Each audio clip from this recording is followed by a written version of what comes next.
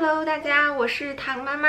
这次因为疫情的关系，已经是我在家宅的第20多天了。相信大家都跟我一样，也没有办法出门。今天呢，想给大家录一个关于疫情期间，比如说宝宝咳嗽啊、感冒，应该怎么在家应对。糖糖前2天突然莫名其妙开始流鼻涕，然后咳嗽，然后晚上睡觉的时候，有一次我摸他，他浑身发热，我当时真的吓坏了。虽然没有接触过什么感染源，但是也很担心啊。就是这个时间，如果宝宝病的话，也没有办法去医院。那么像应对这种情况，在家我给大家介绍一些我的小妙招。首先呢，像小月龄的宝宝，如果在发烧37.5度以下，我不建议去用药的。从我自身的我小时候来讲，就是用药比较少，我觉得这样会对他的这个自身的免疫力会有好处。如果太早用药的话，小感冒啊这种一用药，宝宝以后他的自身免疫力也会比较弱。所以呢，像发烧在37.5度以下，流清鼻涕啊、咳嗽啊什么这种情况，我觉得都是可以用物理疗法的，不需要直接就用药的。这次糖糖咳嗽有流鼻涕这个情况呢，我直接赶紧去超市买了好多那种雪梨，想给他熬雪梨水，然后包括还买了鲜百合，雪梨加鲜百合，每天当水喝。而且他咳嗽能感觉到它是有痰的，宝宝又不会咳痰嘛，像雪梨加百合这种组合，对他的化痰也是非常有好处的。这是喝的一方面，另外一方面呢，就是可以用拍背的形式，手要这个样子，这种弧度，从脊椎开始，两侧从下往上这样轻轻拍，然后呢，这样会起到一个化痰，然后宝宝也非常舒服的效果。这2天我就是一直在用这种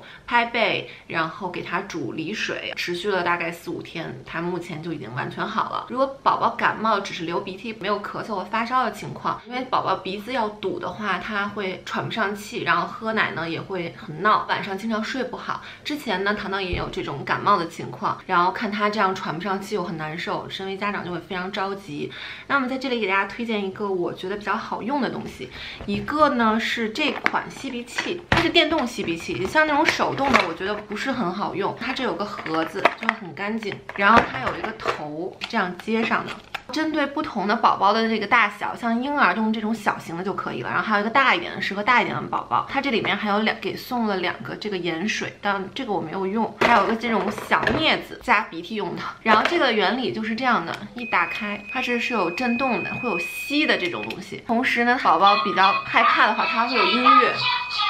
可以转移宝宝的注意力。然后它这个吸力也是比较轻的，我有在手上试过，所以就不会伤害宝宝的鼻子或黏膜这种东西。这是一个吸鼻器，我会搭配着生理盐水用，叫诺斯清的这个盐水。这个盐水呢超级好用，就是稍微往宝宝鼻子里边喷2下，会辅助他的鼻涕自己往下流。早晚我都会给他用这个。这个是可以随时用的，就如果你觉得他鼻子不通气啊什么的，就可以给他喷2下，宝宝喷完也不会有不舒适的感觉。所以这个我觉得是需要家中都必备的2个东西，针对宝宝感冒的时候会用到的。那么接下来跟大家介绍一下这个梨水我是怎么熬的。我是选用了专门的雪梨，因为普通的梨熬出来的梨水，我觉得不如雪梨熬出来的那个止咳的效果好一点。就是每天早上1整个雪梨加10克的鲜百合，然后先把雪梨放在水里煮大概煮有10分钟的样子，然后再把百合放进去，再一起煮，然后再煮个10到15分钟就可以给宝宝喝了。然后我会给它放到我准备的这个保温杯里，基本上每天能喝到2瓶这样的水。所以我觉得只要宝宝的饮水量够了，然后雪梨又化痰嘛，再加上那个我还会给他一直开着加湿器，所以他的这个咳嗽很快就好了。这个也是我的一个小经验之谈吧，然后分享给需要的妈妈们。现在是疫情期间，大家真的一定要保护好自己的宝宝，尤其是小月龄的宝宝。所以呢，不要出门，不要出门，不要出门，重要的事情说3遍。好啦，今天视频就这样，之后有好的分享再给大家吧，拜拜。